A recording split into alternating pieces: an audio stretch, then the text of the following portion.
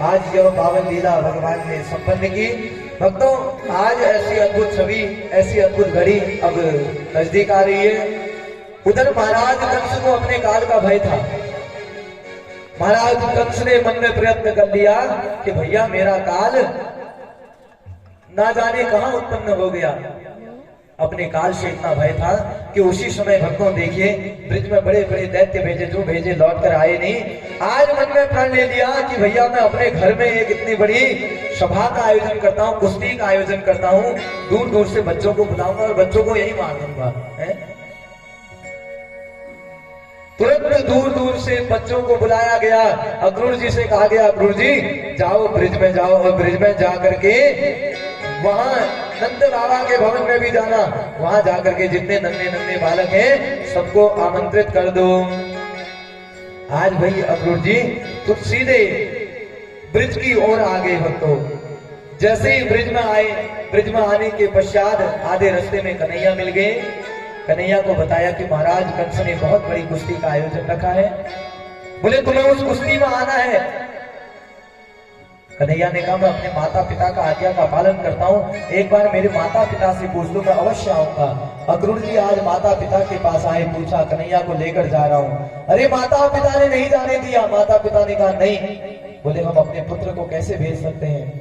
उसी समय भक्तों वह अक्रूर जी ने जब लाख बार कोशिश की, मनाने का प्रयत्न किया, अंतिम में नंद बाबा मान के नंद बाबा ने कहा कि अक्रूर जी मैं कन्हैया को अकेले तो भेज नहीं सकता, कन्हैया के साथ में एक रथ में कन्हैया और इसके ग्वाल बाल चलेंगे और एक रथ में अक्रूर जी तुम और मैं चलेंगे।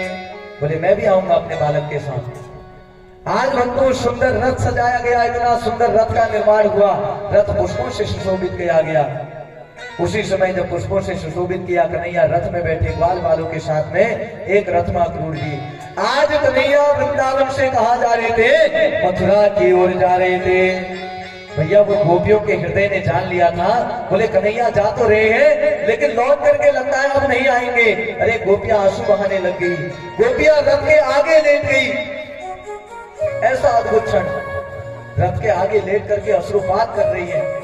बोले कन्हैया जा रहे हो तो हमारे ऊपर से रथ चढ़ा करके जाओ, हमारा उद्धार करके जाओ।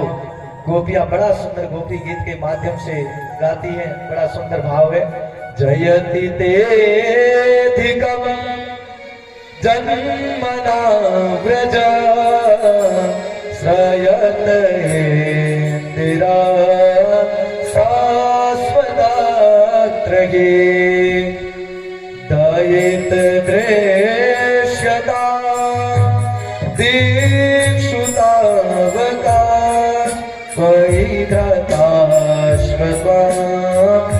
विचिन्वते। बड़ा सुंदर गोपी गीत के माध्यम से गाती है। कन्हैया से कहती प्रभु आप इस धरा धाम को छोड़ करके मत जाओ। अरे गोपियों के हृदय ने जान लिया था प्रभु जा रहे हैं लेकिन अब लौट करके नहीं आएंगे। गोपियां अश्रु प्राप्त कर रही हैं। गोपियां कह रही हैं इतने वर्षों से हमने साथ में भोजन किया, विहार किया, खेले कूदे बड़े हुए, आज कन्हैया हम सबको छोड़ करके जा रहे हैं। जिस प्रकार आप सब गोपियों को दुख हो रहा होगा ना, आज 5 दिन हो गए, 6, 7, 8, 2-3 दिन बचे हैं। 3 दिन बाद फिर दूसरी जगह कथा होगी। आपको भी बुरा लग रहा होगा कि इतना आनंद बरस रहा था, 3 दिन बाद कहाँ जाएंगे, बड़ा मन लगा था, सभी को दुख हो रहा होगा। ठीक उसी प्रकार गोपियों को दुख हो रहा था भक्तों कि अब हम गोपियां कन्हैया के बिना क्या करेंगे, कहां जाएंगे। रथ के आगे लेट गई, कन्हैया से कहने लगी कन्हैया हमारे ऊपर भी रथ चढ़ा करके जाओ, हमारा भी उद्धार करके जाओ। अरे जबरदस्ती गोपियों को हटाया। उसी क्षण कन्हैया रथ को लेकर के आगे की ओर बढ़ गए। अरे गोपियां दौड़ी दौड़ी कन्हैया के रथ के पीछे भागने लगी। उन वृक्षों से पूछ रही है, अरे वृक्ष हिल रहे हैं इधर उधर, वृक्षों से पूछ रही है वृक्षों मेरे कन्हैया को कहीं देखा क्या। वृक्ष इतनी जोर जोर से हिल रहे, वृक्ष कह रहे हैं क्या बताएं गोपियों। बोले अभी अभी कन्हैया यहाँ से गए, हम भी तो कन्हैया को पकड़ने के लिए रोक रहे थे। बोले हमें ऐसा वरदान प्राप्त नहीं होता कि एक जगह स्थापित रहो, तो अभी तक हम कन्हैया को पकड़ देते। वो वृक्ष भी एक जवाब दे रहे हैं क्या, वृंदावन के वृक्ष को मरम न जाने कोई, और डाल डाल पर पात पात पर राधे राधे होए। तो आज सभी के आत्मा आंसू में, क्यों? भगवान धीरे धीरे करके अब गोपियों से दूर जा रहे हैं। जिस प्रकार यहाँ से भागवत जी साप्ताहिक विधि से पूर्ण होगी, आप सब गोपियां लालायित रहेंगी, कब अगली बार फिर कथा हो, फिर बैठेंगे हमारे क्षेत्र में, दोबारा फिर कथा हो, फिर मिलेंगे। ठीक उसी प्रकार भक्तों कन्हैया आगे की ओर चले गए। जब काफी दूर पहुंच गए, दूर पहुंचने के पश्चात कन्हैया ने प्रयत्न किया, भैया एक राजा के यहाँ जा रहे हैं, थोड़े अच्छे वस्त्र होने चाहिए, वस्त्र अच्छे होंगे तो राजा भी बढ़िया स्वागत करेगा। अब धूल मिट्टी से सने हुए थे। जैसे आगे की ओर बढ़े, एक राजा कंस का धोबी राजा कंस के वस्त्रों को धो करके ले जा रहा था। कन्हैया ने आवाज लगाई, अरे महाराज सुनो जरा। धोबी ने एक बात कन्हैया की नहीं सुनी। कन्हैया ने प्रयत्न किया, भैया ये धोबी से थोड़े कपड़े मांग लेंगे, पहन लेंगे, अच्छे दिखेंगे। फिर आवाज लगाई, अरे धोबी। धोबी ने एक नहीं सुनी। कन्हैया ने कहा, जो सुनता नहीं है सुनाना भी आता है। उतरे रस से मारी कूद ग्वाल वालों के साथ में, पकड़ा धोबी को वहीं पर धो डाला, कूद दिया है और छीने कपड़े और चोरी करके भाग गए। अब जैसे ही काफी दूर पहुंचे भक्तों, वह कपड़े पहने, कपड़े इतने बड़े हो गए, ऊपर हनुमान मंदिर से अगर चल करके आते तो भंडारी फार्म यहाँ दिव्य रत्न कॉलोनी तक झाड़ू लगता जाता रोड में। इतने लंबे कपड़े हो गए हैं, वस्त्र इतने बड़े हो गए, पूरी सड़कों पर झाड़ू लगते हुए जाता। उसी समय जरा आगे की ओर बढ़े तो कन्हैया ने कहा, भैया वस्त्रों की कमी तो चलो दूर हो गई, राजा के कपड़े मिल गए, पीला पीताम्बर मिल गया, आनंद आ गया। कुछ ही दूर में पहुंचे तो प्रयत्न आया, एक टेलर मिला जो कन्हैया को जानता था, नंद बाबा को जानता था। अरे कन्हैया को देखकर बड़ा प्रसन्न हो गया। कन्हैया से कहा, महाराज कैसे आज हमारी भूमि में आना हो गया? अरे हम तो धन्य हो गया, आपका आगमन हो गया। बोले प्रभु क्या सेवा करे? भगवान ने कहा, कन्हैया ने कहा, कुछ सेवा नहीं करनी, सब आनंद है। टेलर ने कहा, प्रभु अब सेवा क्या, मुझे काटना पीटना बहुत आता है। बोले तुम्हारे कपड़े फिट नहीं लग रहे हैं मुझे, ये बहुत बड़े हो रहे हैं। बोले खोलो इन्हें, मैं फिट कर देता हूँ, कट पीट करके। उसी क्षण तुरंत कपड़े खोल दिए, कपड़े खोल करके तुरंत टेलर को दे दिए। टेलर ने काट पीट करके बढ़िया फिट बना दिए। अब तो कन्हैया ने पहने, कन्हैया और सुंदर सुशोभित होने लगे। आज कन्हैया ने अपने वस्त्रों को देखा, टेलर को आशीर्वाद दे दिया, कहा कि तुम आज के बाद जिस गली में खुल जाओगे, भैया जिस गली में तुम बैठ जाओगे तुम्हारे हाथ में भी रुकेंगे नहीं, ऐसा आशीर्वाद दे दिया। आज भी देखा होगा टेलरों को ना, जिसे थोड़ी बहुत सिलाई करनी भी आ गई तो उनके हाथ चलते रहते हैं, पाँव चलते रहते हैं। ये भगवान का दिया आशीर्वाद है। आप में से कौन कौन कपड़े सिलता है? हाथ उठाना एक बार। एक माता जी, दो, तीन लोग हैं। आपको भगवान का दिया आशीर्वाद है।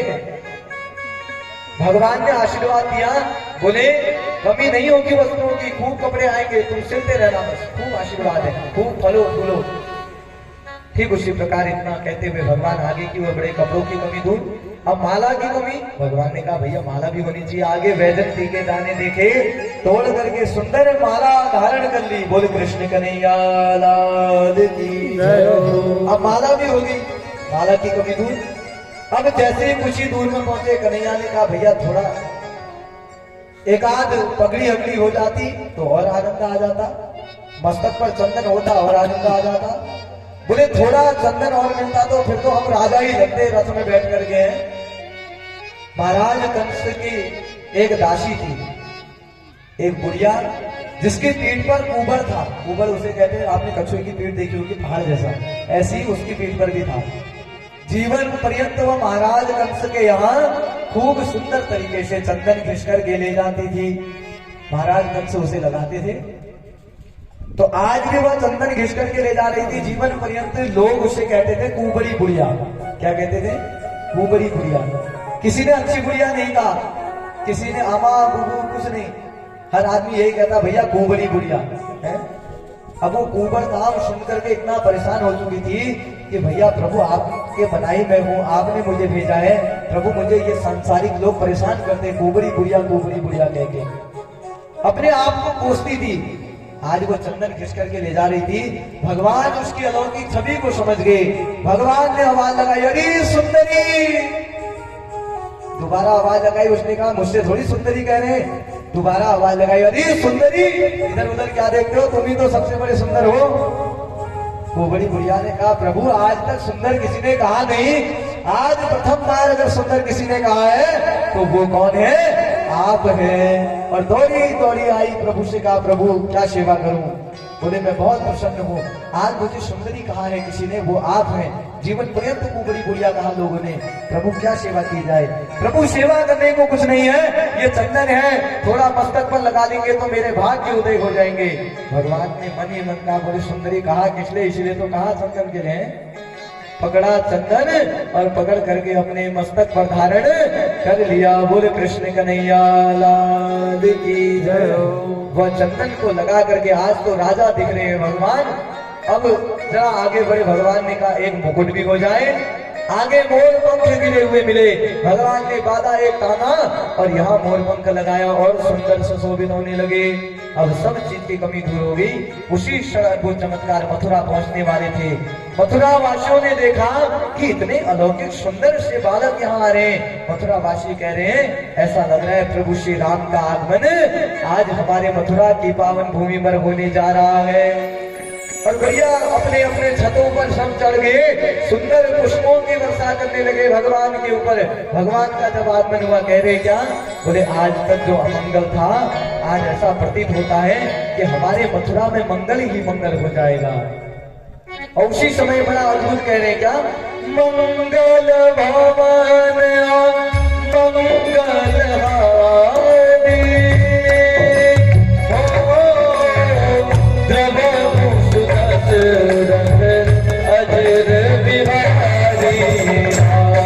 सिया राम जय जय राम, सिया राम सभी लोग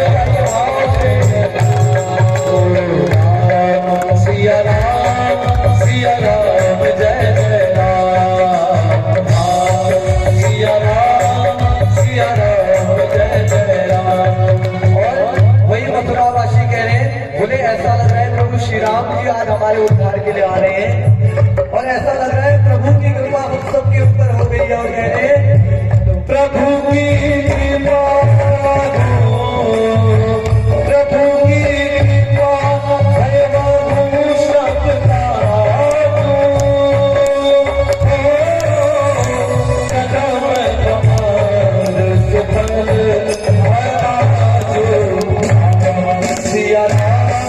सिया राम जय